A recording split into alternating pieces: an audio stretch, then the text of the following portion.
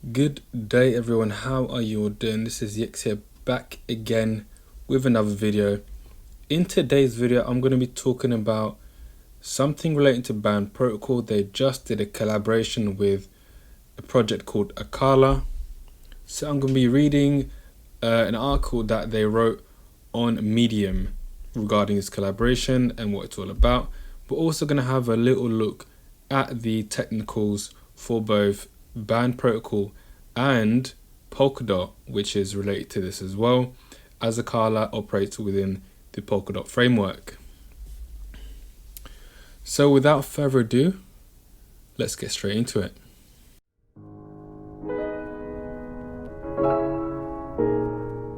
If you haven't already done so, please like and subscribe to the channel. I would very much appreciate that. And also, if you're a beginner to crypto, then I've created a fantastic course, all free. Link for that is in the description. And also I've got a private Telegram group where I give my more personal, daily, regular insight, especially a lot of charts on what's going on with the crypto market. So with that out of the way, let's get cracking. So this collaboration was announced today, 1st of December, and it's between Band Protocol and Acala. So Band Protocol is very excited to announce their collaboration with Acala, a cross-chain decentralized finance hub and stablecoin platform based on Substrate, which is the coding language that's used on Polkadot, to release the Open Oracle Gateway, an open, inclusive and progressively decentralized price oracle service to the DeFi ecosystem in Polkadot, Kusama, Acala ecosystems and beyond. Secure and real-time decentralized price feeds for collateral assets such as DOT, BTC and ETH will be provided by Band Protocol to Acala, as well as any other blockchain connected to the Polkadot network.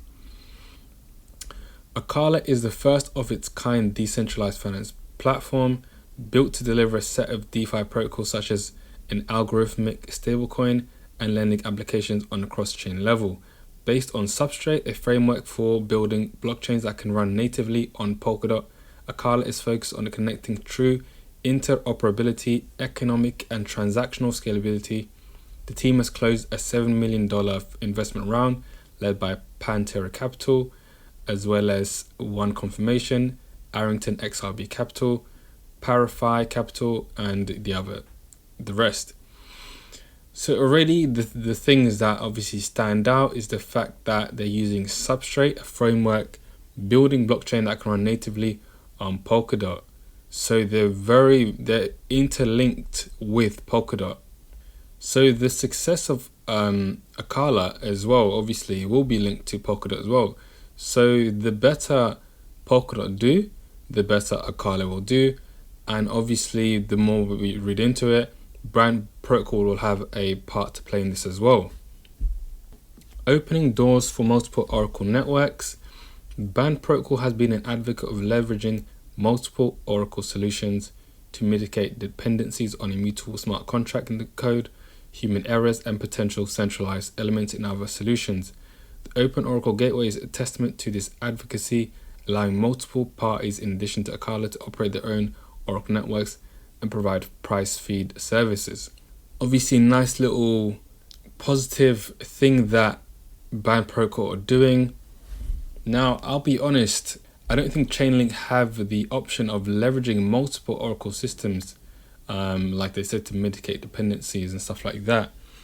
So I'd have to look into Chainlink a little bit more to find out if that is the case. But obviously, the fact that Band Protocol can offer this is fantastic, and for them to be now interlinked with Polkadot as opposed to Chainlink is pretty huge, especially the direction that Chainlink Polkadot is going, which is very steep in the upwards direction. So in this paragraph, basically what they mentioned is that Acala tried to do it themselves to have their own Oracle network, but they needed to bring in the big guns, someone that's established and that can actually do it in a reliable, decentralized manner. So Band Protocol steps in. The collaboration was made. So moving on, this means that any Oracle provider can be set up and So you can see the image above. Any Oracle provider can be set up, and through a governance proposal or be enacted through a runtime upgrade, the provider will then be able to post off-chain data to Acala, where data price feeds from all parties will be aggregated into a single reliable price feed available for consumption via the gateway. Again, this is all about decentralization. They want to avoid having that one price feed. This way you can have many price feeds, and they'll be aggregated together to provide, as I said, a single reliable price feed. But as we read on, you'll find out that it's actually customizable. So as you can see in the image, Band Protocol being one of the Oracle providers, but there'll be other providers as well. They'll be aggregated together to give price feeds to those aspects. So dApps can choose. So this is the part where it talks about customizing.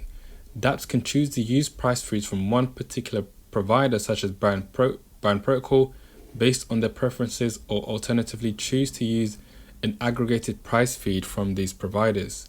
dApps can also obtain raw data from individual node operators and aggregate themselves. The aggregator can be further customized, so data consumers can choose to use a median price, an average, or whatever method they favor. So you can see here how much you can customize. The consumer can customize the price feed data. They can choose to get the raw data or to combine the data to get an average, a medium, whatever they like. There's a lot of availability to customize with Band Protocol. So Band Protocol will work with the Acala network on their road to progressively decentralized by onboarding new and reliable service providers onto their platform, which will evolve into elected council, governance, and eventually democracy. So as you can see an example, Band, it might be Chainlink, Acala, and DIA, all feeding into Acala. Quality of service and free transaction. All price feeds posting to Acala, regardless of which provider network they belong to, will be provided with quality of service. Transactions submitted by the operator are operational transactions, system critical transactions that are prioritized and guaranteed to be included in the block. This will prevent invalid and out-of-date price feeds due to spikes in gas fees and congested networks. So this is obviously very, very important. The fact that they have made them system critical transaction and prioritized and guaranteed to be included in the block. As it says, it prevents out-of-date price feeds, which will be very important, especially as Acala is in the business of lending stablecoin synthetic assets. So, you need reliability, and the fact that they're able to make them prioritized and guaranteed to be in a block is very important. As it said, I'm not too sure what happened on Black Thursday, but I'm guessing, as it mentions, that due to gas fees and congested networks, there was a massive issue. So this will prevent that. In addition, all valid feeds will be refunded with the transaction fees incurred, essentially making Oracle feeds free while preventing spam and ensuring integrity. A valid feed transaction would need to be signed and posted by an approved operator, and only one transaction is permitted by the same operator within a single block. So the status of the project: the Oracle Gateway is deployed on and running on Acala's Mandala test network. There are 2 Oracle network providers are being configured: Acala Oracle and Band Oracle.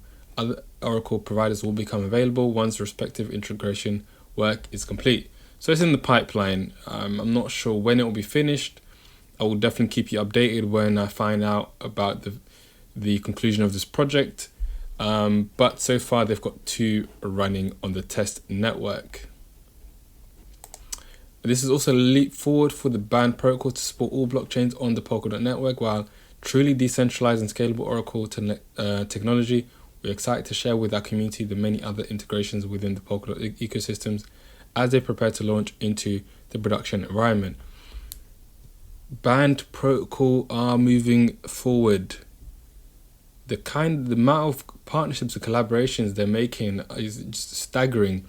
And now they've got their feet within the Polkadot ecosystem, which, as I said, the trajectory of Polkadot is, into the stratosphere. So to get a seat on that rocket is very important to provide, the Oracle service to a project within Polkadot.